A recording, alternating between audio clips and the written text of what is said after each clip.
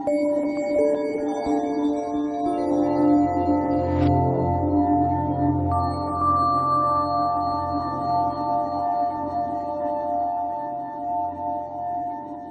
Andrea, we just came out of the session on the power of networks, about network science. What were the main themes from you? What did we learn this afternoon?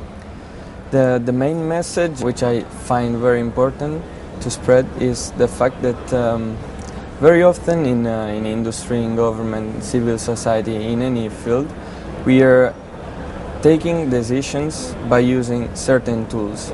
But there's a tool we are not using yet: networks, network mappings, visualizations. So for example, when we are driving a car, we are using a map of highways, for example. That's a network.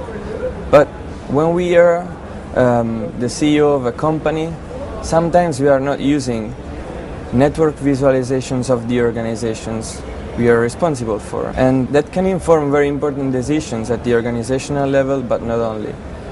When we are analyzing the economic growth prospects of countries, we are not using networks that are mapping how a certain country is linked to a diversity of economic activities.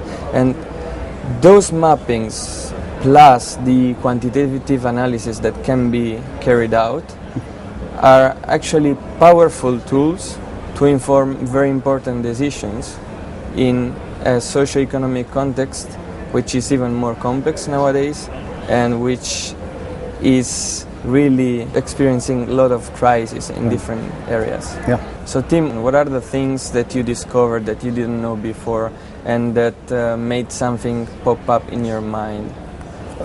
For me, the first thing was that there is a science of networks, that there are some principles and some rules that we can learn and that we can apply, which means that we can share the knowledge, right? We don't just have to rely on the scientists, we can begin to share the knowledge. That's exciting.